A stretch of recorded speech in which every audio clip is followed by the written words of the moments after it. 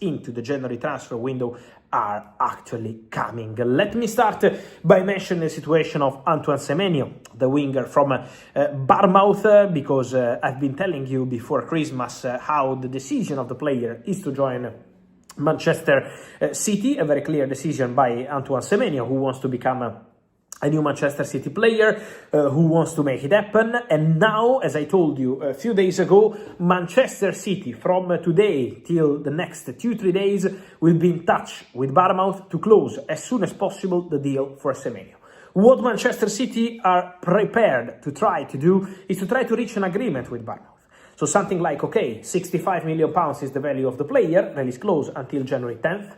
Let's try to reach an agreement together on the structure of the payments, on all details of this package. So City and Bournemouth will be in direct club-to-club negotiations after Manchester City agreed terms with Antoine Semenyo. Then, if they can't agree to a package, there is still the release clause, and Man City are still prepared to pay eventually the release clause. But if they can find a solution with Bournemouth, they would be happy. So this is the solution they will try to find at Manchester City together with Bournemouth. The two clubs will be in direct contact. From tomorrow, any moment could be good for the next couple of days to try to reach an agreement and seal the deal for Antoine Semenyo. So the here we go is still expected soon. Let's wait for these steps, and then Antoine Semenyo could become the first big move, big signing for 2026 in international football, in English football, for Manchester City. Semenyo, who is really looking forward to the opportunity to play under Pep Guardiola, to join Manchester City project, to try to win trophies for the future, of course, but also this season already.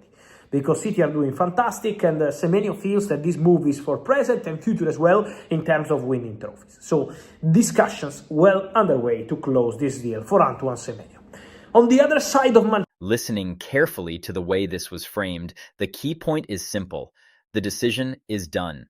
Antoine Semenyo isn't considering options anymore. He's waiting for execution.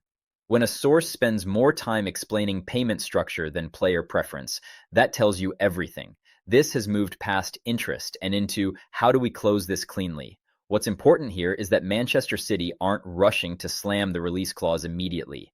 That's not hesitation. That's leverage. City know the player wants them, so now it's about making the numbers work in their favor. For anyone hoping this stays open, especially Manchester United, this already feels like a deal that's slipping out of reach rather than one that's still alive. Manchester, guys, I wanted to clarify a couple of things. The first one on Rúben Neves, as I saw many of you asking me about what I said the other day here on the channel, let me be clear. I didn't post even anything on Rúben Neves on my social media because there is no news on Rúben Neves in terms of negotiations, in terms of bids, in terms of talks. What Manchester United did is to be in touch with the agent who also represents Rúben Neves. But Man United didn't start a real negotiation with Ruben Neves, with Al Hilal to sign the player. So at this stage, nothing is moving. They spoke about several players, not just Ruben Neves, several opportunities, something like ideas, opportunities, talents. Ruben Neves is represented by one of the most powerful agents in football. So that's something absolutely normal. Absolutely normal. But nothing has really changed so far. So Man United have not started the negotiation for Ruben Neves. Man United have spoken to the agent of Ruben Neves, who is also the agent of many players, young, talented players around Europe. So that's something important to clarify. The wording around Rúben Neves is extremely careful, and deliberately so. No bids, no talks with clubs, no movement, just conversations with an agent who represents many players. That distinction matters. Big clubs speak to powerful agents all the time. That doesn't mean a deal is forming. If anything, the need to clarify this suggests the story got louder than the substance. Right now, Neves is being mentioned, not pursued, and that's a big difference. In terms of midfielder, one of the names I want to maintain since August on Manchester United shortlist is Carlos Baleba. Because Man United, I can guarantee that, even in their internal talks at the club, have not stopped discussing the name of Carlos Baleba, because Baleba is seen still as an ideal solution by Ruben Amorim and people at the club.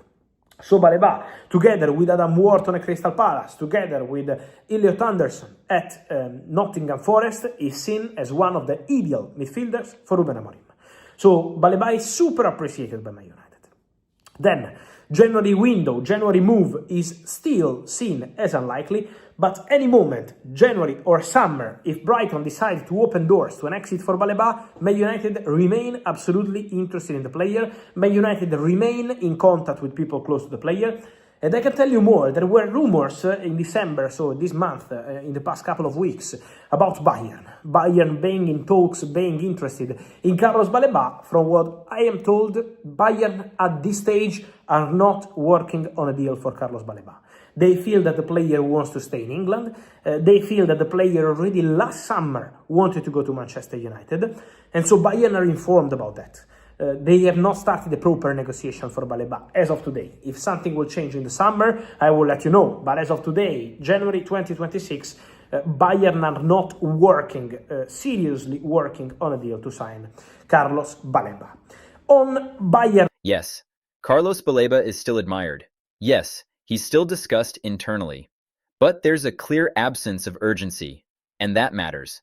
This wasn't framed as, we're waiting for January. It was framed as, we're watching and hoping circumstances change. That tells you United are reactive here, not proactive. Brighton and Hove Albion control the situation completely, and unless they decide to open the door, nothing moves. The Bayern angle being dismissed reinforces that this isn't a bidding war, it's a holding pattern. Baleba is a summer problem, not a January solution. This is what the January window really looks like before it explodes. Decisions already taken, clubs posturing for leverage, and a lot of noise filling the gaps in between. If you want calm transfer reactions, not recycled headlines, subscribe. Drop a like if this helped, and tell me in the comments, which of these stories actually moves next, and which one was always just smoke. I'll see you in the next one.